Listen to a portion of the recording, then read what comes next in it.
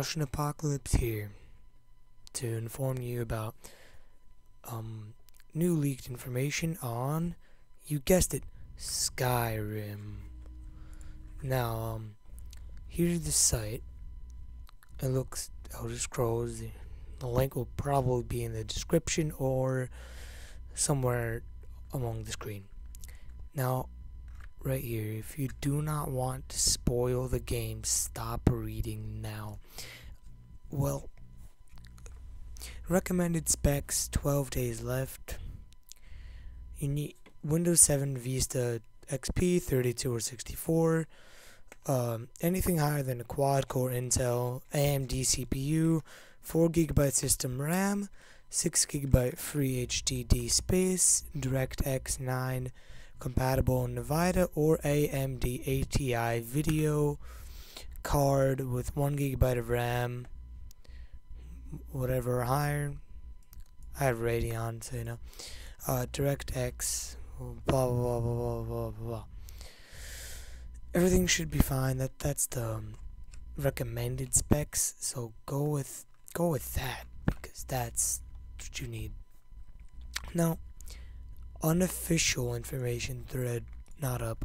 The Nexus thread alliance. Let's go with the Nexus. Alright, let's go with, scroll down again. Alright, quests and dialogue. Radiant story. Many quests are still completely governed by Bethesda, but the Radiant story system helps randomize and relate the side quests to players to make the experience as dynamic and reactive as possible. Rather than inunde you with a string of unrelated and mundane tasks, it tailors missions based on who your character is, where you're at, and what you've done in the past, and what you're currently doing. Radiant Store is also smart enough to know which caves and dungeons you've already visited, and thus conditionize where, for instance, a kidnapped person is being held to direct you towards a specific place you haven't been to before. Populated with a specific level of enemy. Skyrim also tracks your friendships and grudges to generate missions. Do a small favor for a farmer, and it may eventually lead to a larger quest. Some NPCs will even agree to be your companion to help out in specific situations. It's quest and dialogue. Main quest line is approximately 30 hours. It's possible to play after finishing the main quest. It's Elder Scrolls. Taverns will play a large role in getting information, gossip, and rumors from a town, as it's naturally where most people go after working. And you can listen to people's conversation and learn more about the town and or Skyrim itself. People will be more vague or specific when talking to you or giving you quests depending on how much they like you. There are more ways to complete quests. General combat, an overhauled combat system, interchangeable dual wielding with both weapons and spells, dual wield any combination, even staffs, staggering effects and camera shake. Switching between loadouts on the fly is made easier thanks to a new quick select menu that allows you to bookmark all of your favorite spells, shouts, and weapons for easy access. There are non-lethal tavern brawls in the game. Non-lethal. There are more weapon and armor types in Skyrim compared to Oblivion. Special kill animations. Depending on your weapon, the enemy, and the fight conditions, you may execute a devastating finishing move that extinguishes enemies with a stylish flourish. Specializing in a particular weapon is often the best way to go, as you can improve your attacking skills with perks. For instance, the sword perk increases your chances of landing critical strikes.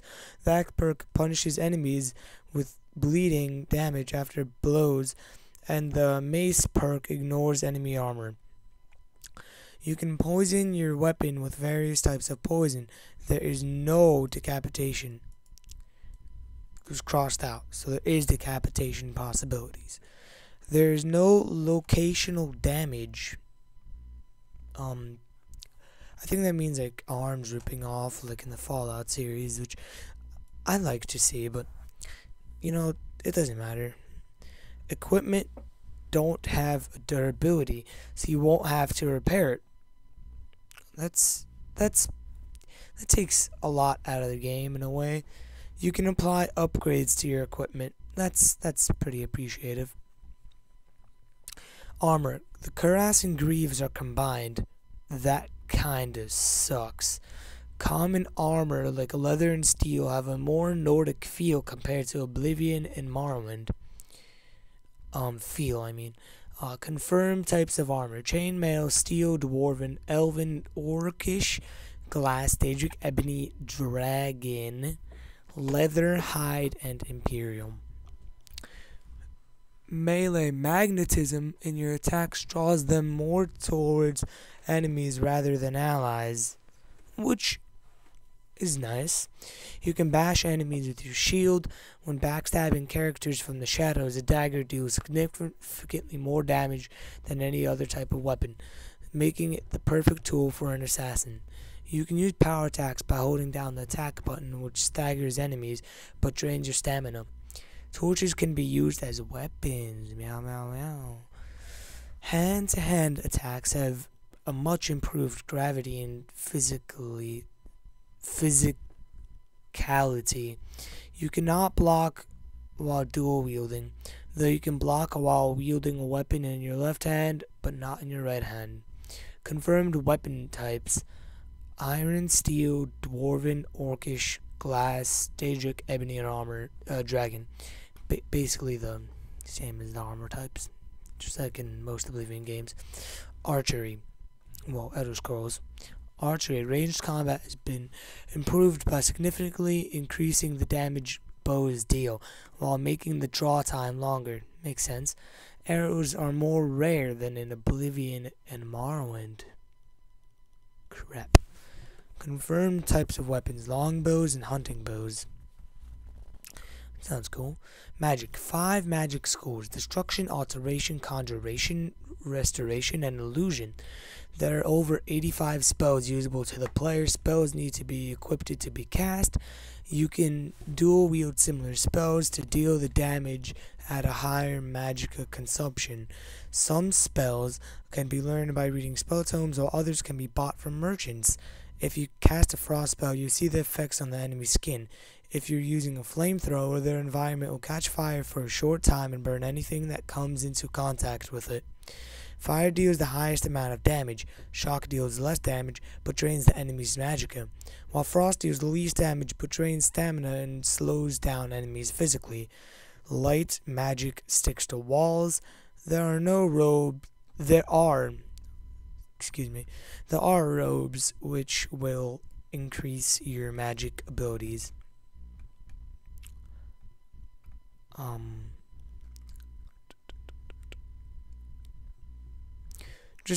This is just an explanation of the dragon shouts way of the voice, and I'm gonna read this part, and then I'll get to this part.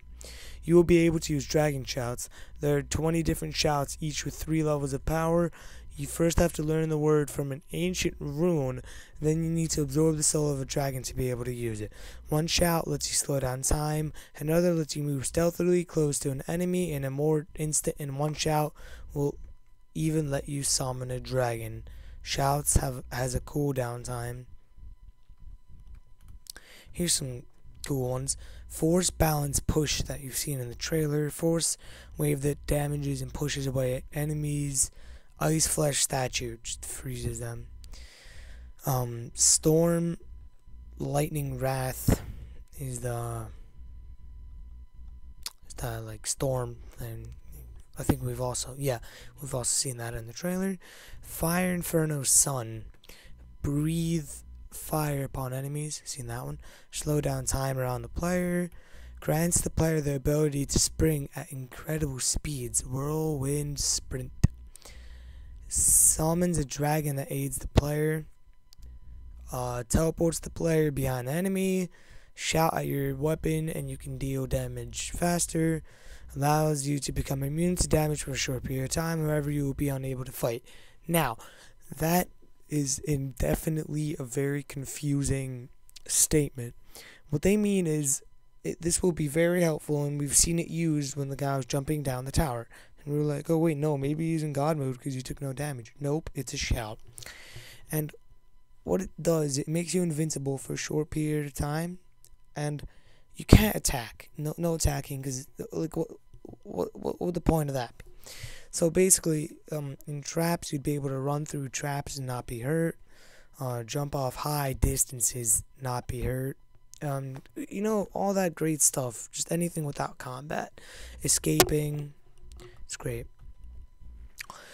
Alright. New updated Radiant AI, NPCs and creatures. You won't find townspeople loitering aimlessly in town squares anymore. Each NPC performs tasks that make sense in their environment. To impart the towns and cities with a great sense of life, Bethesda has populated them with mills, farms, and mines that give the NPCs believable tasks to occupy their day. The improved Radiant AI technology is also more aware of how a citizen should react to your actions, as you can perform tasks for them or terrorize them with them by ransacking their home. The NPCs develop feelings about you. If you're good friends with a particular NPC and barge into their house during the middle of the night, he may offer you lodging rather than demand you leave the premises. If you swing your weapon near NPC, knock items off their dinner table, or try to steal something of value, they'll react with an appropriate level of hostility, giving their prior relationship to you. If you drop an item on the ground near an NPC, they will react to that as well, such as a child might try to give you the sword back. Two men will fight over it, or someone might even try to kill you with it if they dislike you. When NPCs think they see or hear something, they go into an alert state instead of instantly attacking you. The players with a higher skill, sneak skill, will have more time to duck back around the corner or find sanitary in the shadows. When you approach an NPC, they will engage in dialogue with you while continuing to do their tasks or making gestures or pacing around, depending on what their personality is. If you kill a shop owner, the family member will inherit the shop and will be angry about you, but still give you missions, which could then improve your relation with them. Main quest givers are essential. They're needed. That means I think they can't die as in Oblivion. You can make friends by doing quests for people, thus making them act differently towards you, and they might even join you on an adventure. Male and female characters will have some different animations, and beast races will have unique animations. There are NPC children. That's something new. Even minor NPCs have much more complexity and depth compared to Oblivion, not like the adoring fan. You can persuade various random NPCs to accompany you, and they'll feel like fleshed out, interesting